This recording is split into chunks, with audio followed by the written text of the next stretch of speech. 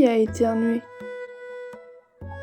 Un jeune étudiant avait quitté son village depuis plusieurs jours.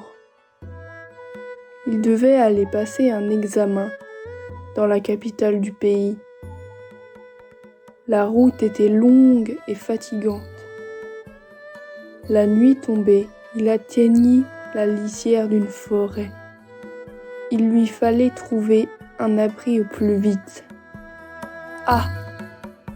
Il aperçut enfin un petit village.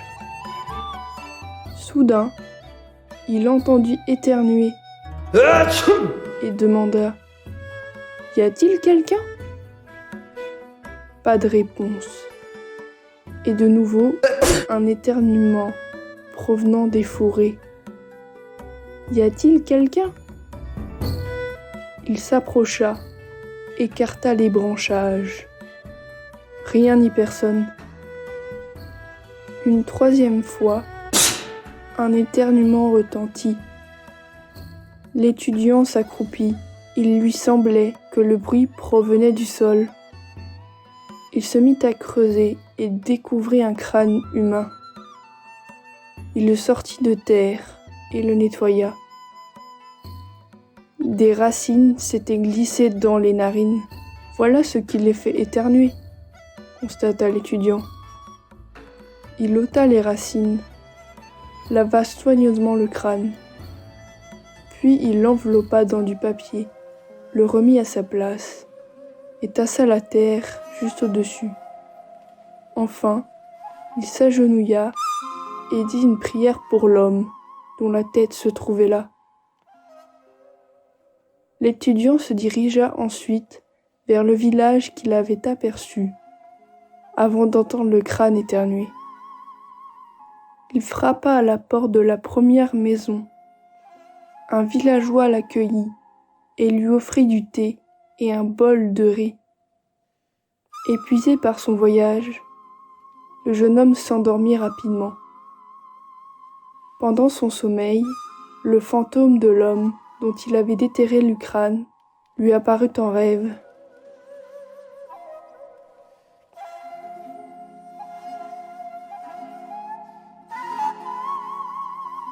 Je veux te remercier, mieux qu'avec un simple mot.